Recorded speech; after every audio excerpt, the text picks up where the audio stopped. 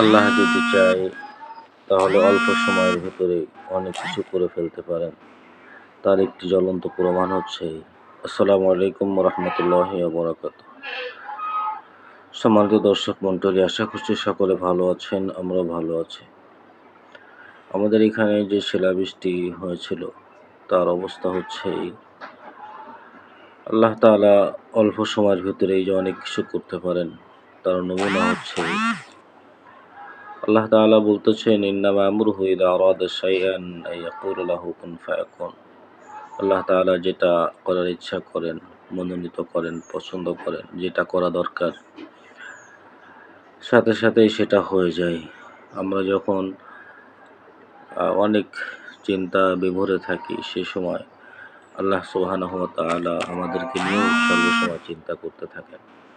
ওই জন্য সম্মানিত দর্শক মণ্ডলী, আমাদের এখানে শিলাবৃষ্টিতে যে ক্ষয়ক্ষতি হয়েছে এই ক্ষয়ক্ষতির কথা চিন্তা করে যদি আমরা সারাদিন চিন্তা করি আসলে আমাদের কতটুকু ফলপ্রসূ হবে জানি না।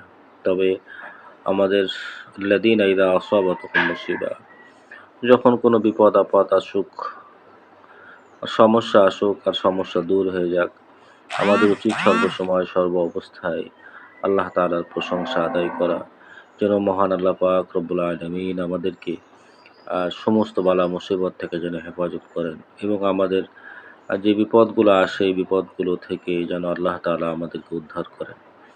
আমার মনে হয় কি জানেন, যে আল্লাহ সুবহানাহু ওয়া তাআলা যে বান্দাকে বেশি ভালোবাসবেন আর সেই বান্দাকে মাঝে মাঝে পরীক্ষা করার জন্য কিছু সমস্যা দিয়ে থাকেন যেন ওই বান্দা ভুলে না যায়। আবার এরকমও হতে পারে যে আল্লাহ ওই সমস্যাটা দিয়েছেন যেন ওই সমস্যার মুখাপেক্ষি হয়ে ওই বান্দা তার প্রভু, তার মহান রবের কথা যেন বারবার মনে করে, এই চিন্তা করেও আল্লাহ তাআলা সমস্যাকে দিতে পারেন।